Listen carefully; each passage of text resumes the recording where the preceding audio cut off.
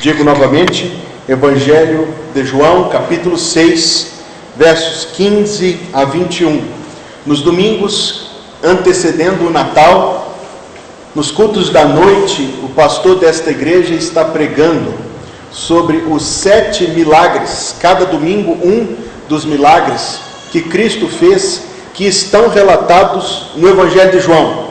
Nos 4 evangelhos estão registrados cerca de 88 milagres, sendo que alguns deles são chamados milagres coletivos, que abençoaram um grande número de pessoas.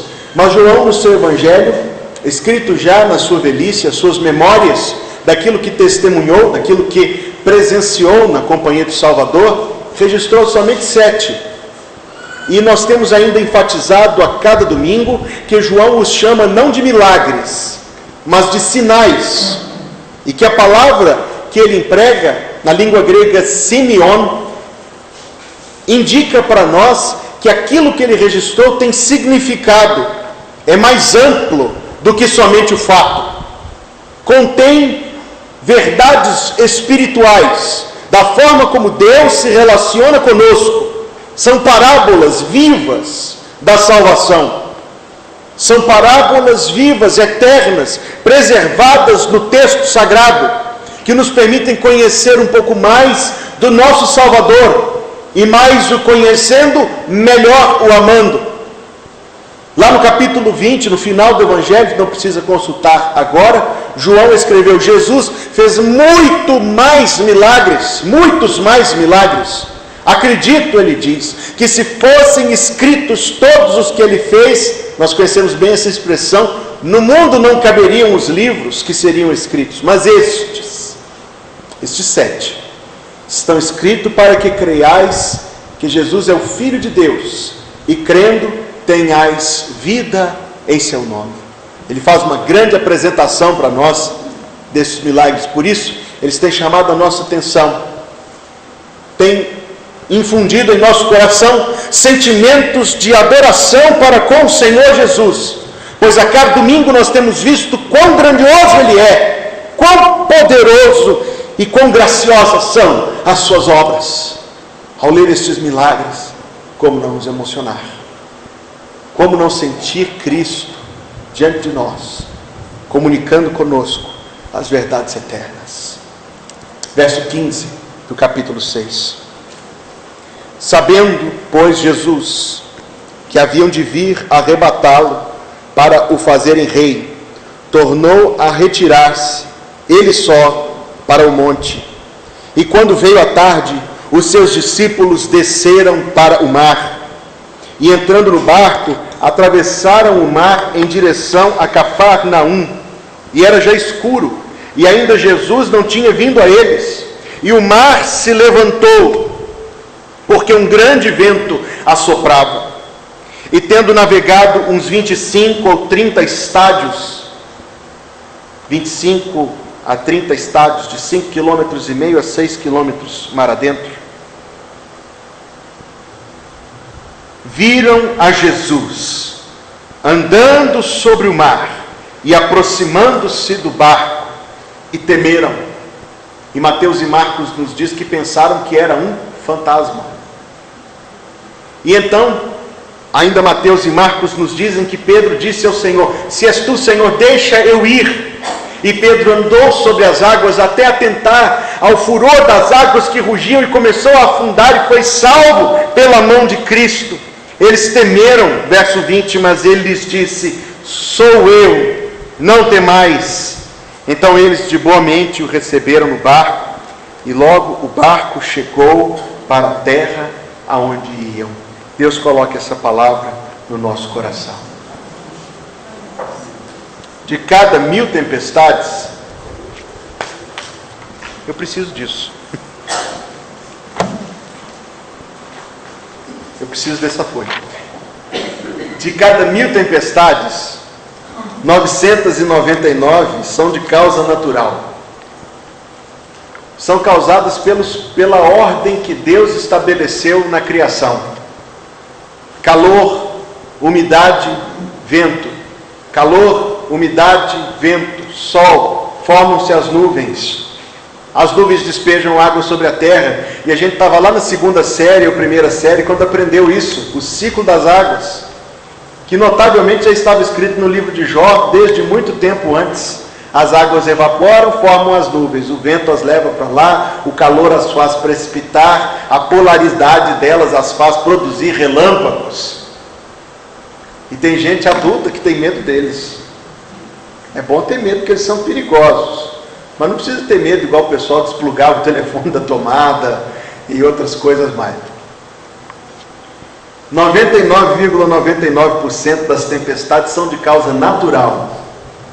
E isso nos faz pensar que as leis de Deus são infalíveis. Se você pular do 10º andar, você sabe o que vai acontecer? 10 segundos depois, você vai atingir o chão. 1 segundo depois, desculpa. 1 segundo e 30 metros dá 3 segundos, né, João? 3 segundos depois você vai atingir o chão de forma infalível. E não adianta você sair e dizer assim: eu não quero que essa lei tenha autoridade sobre a minha vida. Quem tem autoridade sobre a minha vida sou eu. Vai continuar caindo. E se você antes de pular fala assim: é um absurdo que exista uma lei tão autoritária quanto essa, que obriga as pessoas a caírem. Vai cair do mesmo jeito. As leis naturais de Deus são infalíveis. É impossível questionar a gravidade e cair e dizer assim: ó, gravidade, por que você não me poupou dessa queda terrível de 30 metros? É impossível questionar as leis naturais de Deus. As leis de Deus são infalíveis. As leis naturais de Deus são infalíveis. Deus ordenou a forma como a chuva acontece, como a água corre, como as coisas caem, como as coisas crescem, e nada na natureza foge à lei que foi estabelecida pelo poder do Senhor. E isso nos deveria fazer pensar na lei moral de Deus, na lei espiritual de Deus, nas leis de Deus reveladas na sua palavra, que também são infalíveis. E a lei de Deus é uma só há um caminho de salvação. Não adianta alguém querer discutir com a gravidade, e não adianta tentar construir outros caminhos para o reino dos céus. A mesma lei que determinou a gravidade é a lei que determinou a salvação. A mesma lei infalível na natureza é infalível nas almas.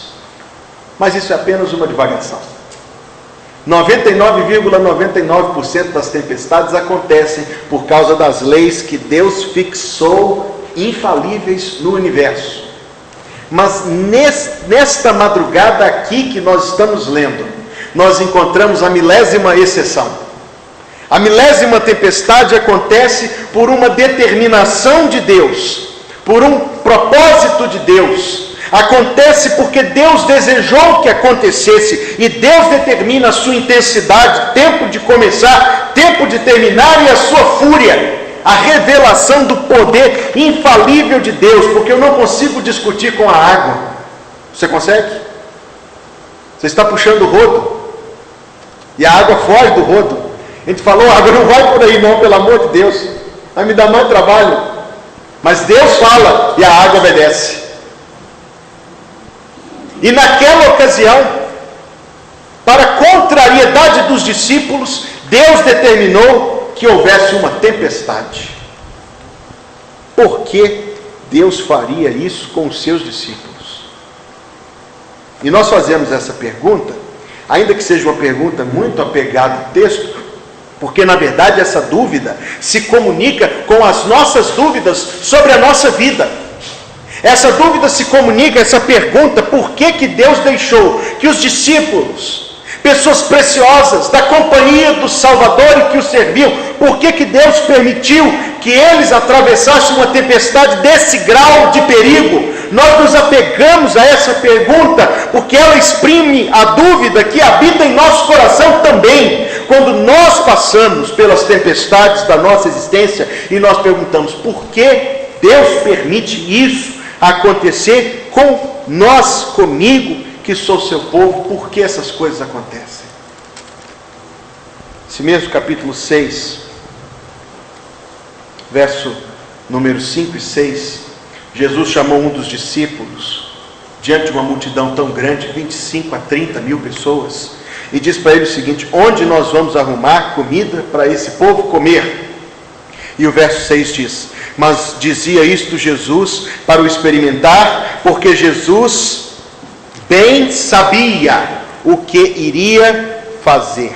Jesus bem sabia o que iria fazer. Existe uma forma soberana de Deus reger os acontecimentos do mundo e da nossa vida, as coisas que escapam ao nosso controle, que contrariam os nossos desejos, para fazê-las convergir na direção da sua vontade, na honra do seu nome e no nosso próprio bem. E nós somos levados na nossa vida, queridos irmãos e irmãs, a recitar para nós essa ideia, e a recitar para nós alguns versículos, como aquele que diz que todas as coisas cooperam para o bem daqueles que amam a Deus. Nós somos levados a recitar isso, porque assim como os discípulos, quando as tempestades nos assaltam, as tempestades da nossa existência, as situações além do nosso controle, nós ficamos impressionados, assustados, desesperados. E este texto é uma figura muito viva da vida. Indo rumo ao destino que nós temos traçado para nós mesmos, aparece o inesperado, uma tempestade não prevista. Quantos dos discípulos de Jesus eram pescadores? Pelo menos 4 nós temos certeza, que pescavam nessas mesmas águas, que conheciam esse mar da Galileia. Da próxima vez que você for a Israel, pague os $80 para poder passear no barco lá no mar da Galileia. Tire umas fotos e mande para o pastor. Eles conheciam aquele mar, conheciam aquelas águas. De fato, se eles tivessem visto as nuvens se formarem no horizonte antes de embarcar, teriam dito um ao outro, e André diria a Pedro: Pedro, vamos ficar por aqui, porque hoje a coisa não está boa. A tempestade foi inesperada. Se tivesse sido esperado, eles teriam ficado muito bem e em paz, teriam passado uma bela noite de sono lá em Betsaida, na casa de Filipe, onde estavam. Partiram esperançosos do rumo que alcançariam, porém não alcançaram. O inesperado aconteceu. Revela muito a nossa fragilidade quando o inesperado nos acontece. Revela ainda mais quando acontece como aconteceu aqui, porque eu digo novamente que estes eram homens experimentados naquelas mesmas águas do mar da Galileia. Não era a primeira, nem a centésima, talvez nem a milésima vez que eles estavam passando por ali, mas aquela tempestade, ordenada por Deus, diferente de outras tempestades que eles já tinham enfrentado, estava muito acima das suas forças. Eu ouvi dizer essa semana que de todas as classes de pessoas que não sabem nadar, os marinheiros são a principal, não sabem nadar mesmo. Agora imagine isso. Mas sabiam governar o barco, sabiam ajustar as velas, sabiam apontar o caminho que a embarcação devia seguir. O que aconteceu ali estava não somente inesperado, mas muito acima da capacidade deles de cuidar daquela situação. Fui aprender também essa semana que conduzir navio é uma ciência complicadíssima. O peso de cada parte tem que estar muito ajustado. Depois que me falaram isso, eu falei, é até óbvio, mas eu não tinha pensado nisso antes. E não somente isso, mas a condução da embarcação é uma coisa que dá trabalho. Estava aquela tempestade ordenada por Deus, não somente fora do programa que eles tinham traçado, mas fora do alcance da sua experiência de vida. Nós conseguimos entender o sentimento no coração deles? Nós passamos por momentos na nossa própria vida que são parecidos com esses? Passamos. E no meio de tudo isso, ainda vem o inesperado, o acima da experiência e o inexplicável. Porque olhando para as águas, talvez orando a Deus, pedindo misericórdia, pedindo que conseguissem sair daquela, eles veem uma coisa que nenhum deles jamais imaginaria ver: um vulto vindo ao encontro deles. E o texto diz que eles ficaram apavorados, mas eu acho que eu também ficaria. De fato, na cultura daquele tempo, ver um fantasma era aquilo, ver um fantasma, não que alguém veja fantasma, a pessoa acaba vendo aquilo que quer ver, né? Mas ver algo assim daquela natureza era um sinal de que eles iam morrer. Então eles se desesperaram ainda mais, porque estavam pedindo Deus para ajudar e de repente vem algo ali no meio do negócio. Nós conseguimos entender essa experiência porque todos nós sabemos em nosso coração o que é medo. Nós sabemos sentir medo. Nós sentimos medo de que as coisas estejam além da nossa capacidade. Nós sentimos medo inesperado. Nós sentimos medo inexplicável. Nós sentimos medo de perder, medo de ficar só. Nós sentimos medo das outras pessoas, do que elas falam e do que elas pensam. Nós sentimos medo de ir, nós sentimos medo de fazer, medo de morrer, medo de viver, medo. Nenhum coração aqui desconhece o medo. Aquele barquinho pequeno era um retrato do mundo inteiro. E de cada pessoa no mundo. Pois que a forma como as coisas se dão e se vão, nós sentimos medo. O barquinho é um retrato do mundo. E os discípulos são um retrato de nós. Pois que lendo as páginas dos evangelhos, nós pensaríamos diante dessa situação, por que os discípulos temiam? No estômago deles estava sendo digerido um pão que Cristo tinha multiplicado pelo poder criador das suas mãos, estava lá, no estômago deles. Fazia pouco tempo, eles tinham tido uma outra experiência, não que Cristo andou sobre as águas, mas quando estava dormindo na popa do navio e fez o mar se acalmar. Lembramos disso? Será que eles se lembravam? Será que eles se lembravam que tinham acabado de comer um pão miraculoso? Será que eles se lembravam que tinham visto Deus fazer coisas tremendas naquela altura da sua caminhada com Jesus? Eles já tinham visto a água ser transformada em vinho, a ressurreição da filha de Jairo, a cura de uma mulher encurvada, a cura de uma mulher com fluxo de sangue. Eles já tinham visto ressurreições, cura de leprosos, de cegos e de paralíticos. Já tinham visto a tempestade ser acalmada pelo poder do Senhor. Eles já estavam com Jesus fazia algum tempo, e a cada relance dos evangelhos eles se alegravam no Senhor. Eles louvavam a Deus, eles expressavam a sua confiança em Jesus. Será que eles se lembravam disso? A inconstância. A inconstância muitas vezes é desperta pelas provações.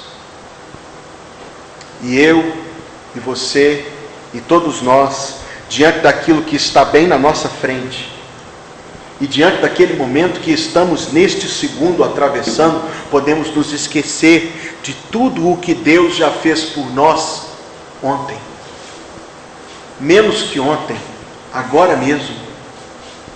E perdemos de vista tudo aquilo que conhecemos do Senhor pela sua palavra, perdemos de vista aquilo que temos experimentado do Senhor, e como os discípulos, nós nos entregamos ao momento, nós vivemos com toda a intensidade o desespero, o medo, a interrogação e a dúvida, e esquecemos aquilo que Deus fez por nós, porque ontem mesmo, a nossa boca estava cheia de riso, a nossa língua de júbilo, e nós dizíamos entre as nações, grandes coisas fez o Senhor por nós, e por isso estamos alegres. Mas ontem, né? Ontem, até os Beatles cantavam o dia de ontem. Ontem eles cantavam, todos os meus problemas pareciam tão longe de mim, mas agora parece que chegaram para ficar. Eles não eram convertidos não, mas eles expressaram o bem que passa no coração humano.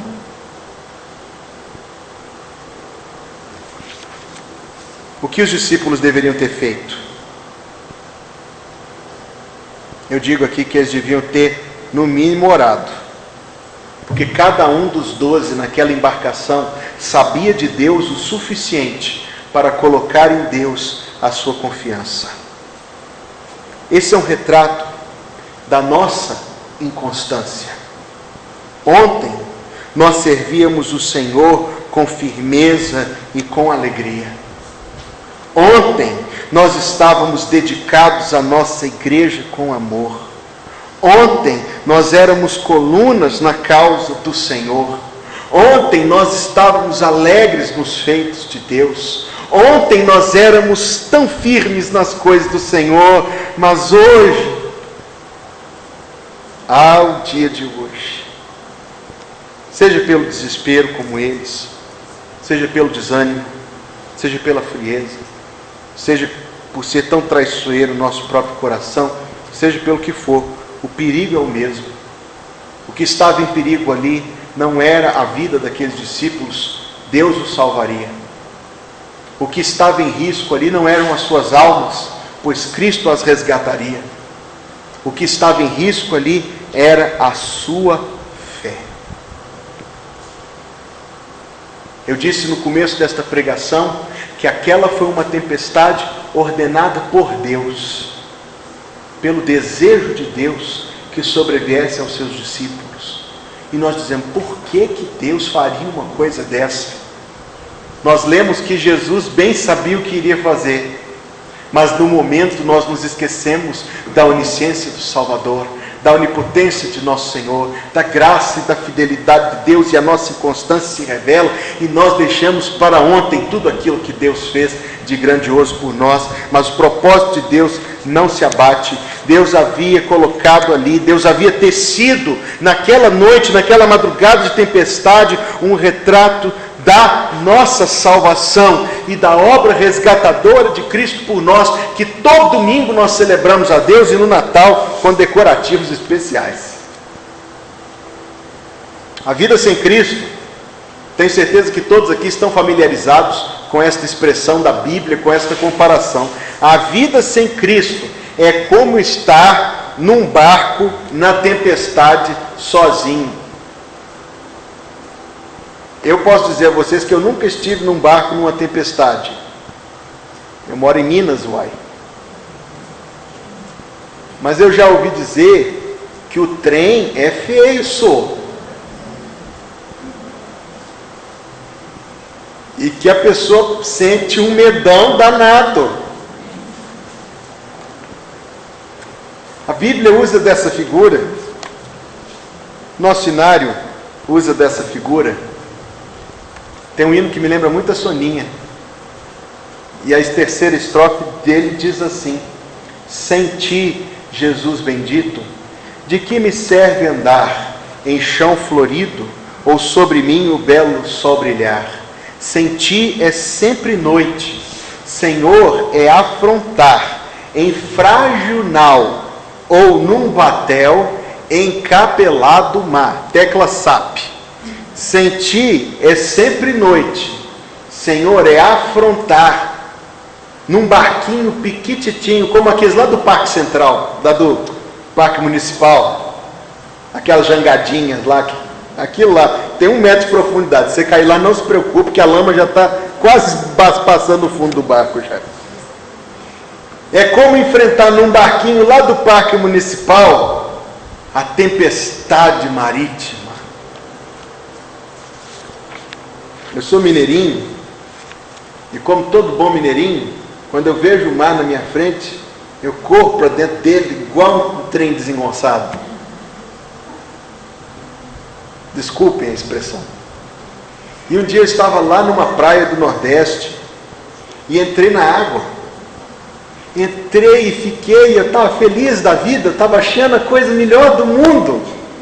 E passou 1 hora, passou 1 hora e meia, o pessoal acenava para mim, volta, volta. E eu vou, tá nada, o que está é bom. E fui, passou, eu fiquei umas 2 horas e meia na água aquele dia. Quando eu vi a distância que eu estava, as nuvens fechando no céu, as ondas aumentando, eu pensei, no que eu fui me meter? Voltei o mais rápido que eu pude, porque eu senti um pouquinho desse medo que eu acho que eles sentiram ali naquele dia.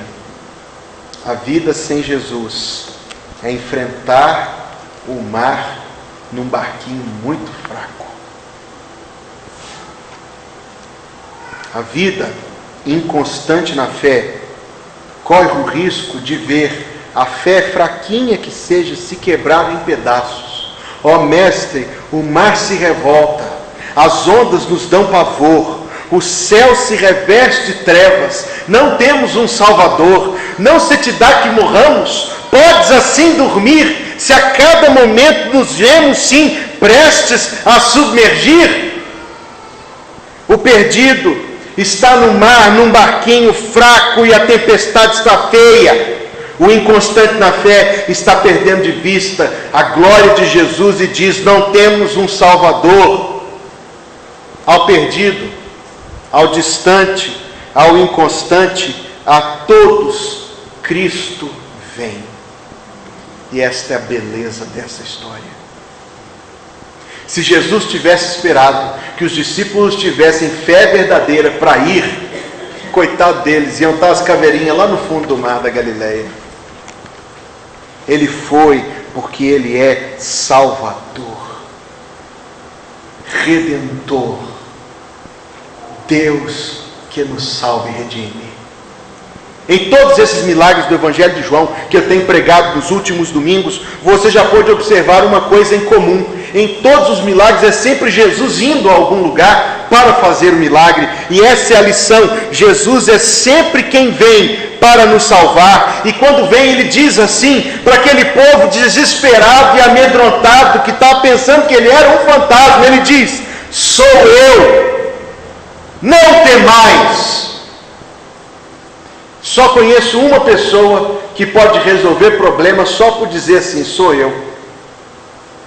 Jesus. Se você está passando por um problema e alguém te liga e diz assim: fica calmo, sou eu, você diz: ficou do mesmo tamanho. Mas ele diz: sou eu, não temais, eu estou aqui convosco. E como isso não é, meus irmãos e irmãs, uma figura da salvação, porque há pessoas que estavam totalmente perdidas, há pessoas que estavam completamente afastadas, Ele vem, Ele se apresenta, Ele traz paz, e isto é a salvação, minha gente. Que o nosso coração não conhece o Salvador, pensamos conhecê-lo, temos ouvido falar dele por toda a nossa vida, temos visto essa festa se repetir ano após ano, com árvore, com cantata, com estrela, com coral. Mas há um momento em que nosso coração se encontra com Jesus verdadeiramente, e aí nós conhecemos o que é a salvação. O Evangelho de Mateus nos diz que depois que ele disse: sou eu, Pedro falou assim: Senhor, se és tu. Lá na glória a gente vai entender o que passou na cabeça de Pedro depois que ele explicar. Mas ele disse: se és tu, deixa eu ir até aí. E Jesus disse: vem. E a tradição antiga diz que Pedro só deu um passo só na água. E depois, contemplando o risco ao redor, pensou que aquilo era maior do que Deus e afundou. Mas aqui está mais um retrato da salvação, porque aquele foi um milagre simbólico, e se você tentar fazer isso hoje, é bom fazer com uma boia ou sabendo nadar. Mas é preciso entender que aqueles que creem em Cristo farão coisas impossíveis. Eu fui esta semana ao velório de uma irmã, eu já mencionei isso 2 vezes, mas eu quero mencionar com um pouco mais de detalhe. Eu fui ao velório de uma irmã que faleceu aos seus 94 anos de idade. Ela era membro de sua igreja desde 1941, membro de uma só e a mesma igreja por 77 anos. Uma vida de serviço ao Senhor porque aos 94 anos de idade, ela continuava a frequentar todos os cultos da igreja e a participar dos times de intercessão e a contribuir com a vida da igreja que tanto amou. Foi diretora do departamento infantil durante 40 anos. Depois foi para o departamento de intercessão, onde ficou os últimos 37 anos.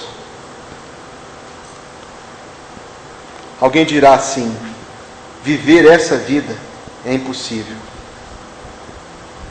É mais fácil andar sobre a água do que ter tamanha constância. Mas não é. Com Jesus é possível.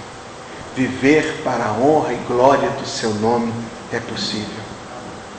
Alguém dirá que nesse tempo de hoje, uma das irmãs que estava presente no velório disse lá no seu trabalho: estou indo para um velório de uma irmã da minha igreja. E a pessoa disse a ela assim: não, mas você é tão envolvida assim com a sua igreja? Será possível uma coisa dessa? É possível.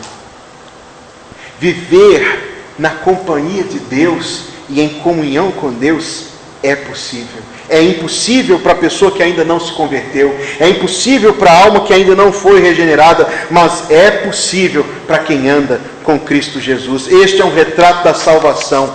O impossível Ele nos permite fazer.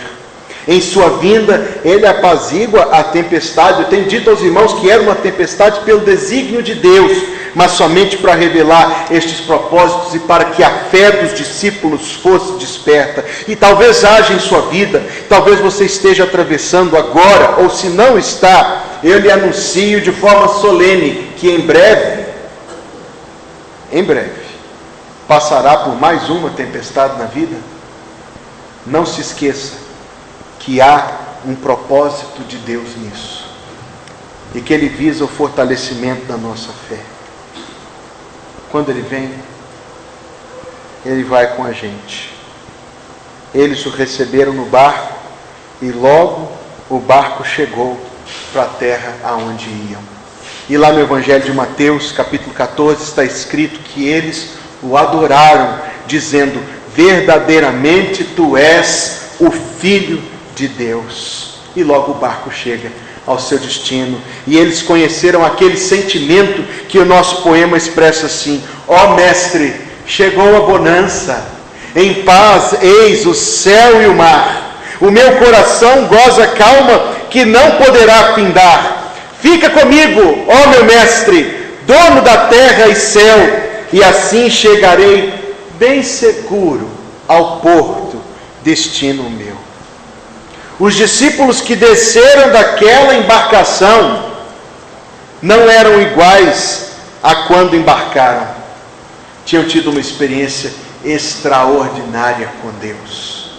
E tinham experimentado ali, transformaram o barquinho em lugar de culto, quando adoraram a Jesus e disseram: verdadeiramente Tu és o Filho de Deus. A sua compreensão do Salvador foi ampliada.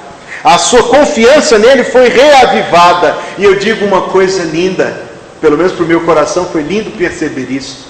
Eles começaram a sentir um prazer cada vez maior na companhia de Jesus. Nós entendemos esses sentimentos? Farei outra pergunta: por que razão Deus quis que você ouvisse esta palavra hoje? Quem te trouxe aqui foi o Senhor. Quem colocou esta palavra no coração do pastor foi o Senhor. Não foi direcionada a ninguém senão a todos. Por que razão Deus quis que você ouvisse isto hoje? Deus quis que você ouvisse essa palavra hoje para você deixar de lado a hesitação e confessar a Jesus como seu Salvador e Senhor? Por que Deus quis que você ouvisse essa palavra hoje? Deus quis que você ouvisse essa palavra hoje para você voltar a uma comunhão com Deus e a construir os seus 77 anos de vida com Jesus aqui nesse mundo e muito mais. Por que Deus quis que você ouvisse essa palavra? A sua fé com o Senhor a sua comunhão com Deus, aquelas decisões santas estão somente nas memórias? Estão somente no dia de ontem? Por que Deus quis que você ouvisse essa palavra? Para afirmar a sua fé e para edificar a sua fé? Eu não sei. Mas seja o que for, responda ao Senhor. Por que Deus quis que você ouvisse esta palavra esta noite? Eu somente falei até os seus ouvidos. Quem fala ao seu coração é o Senhor. Você precisa voltar a sua vida com Deus. Volte em nome de Jesus. Você precisa confessar a Jesus como seu Salvador e Senhor. Confesse. Você precisa se batizar. Procure o batismo. Você precisa tomar uma decisão, deixar algo. Você precisa, Deus está te chamando de alguma forma. Responda ao Senhor. Talvez Deus quis que você ouvisse essa palavra. Trouxe você aqui hoje para falar isto que Ele está falando ao seu coração. E eu só posso te dizer, ouça a Deus. Responda ao Senhor. Vamos orar. Curve a sua fronte, feche seus olhos.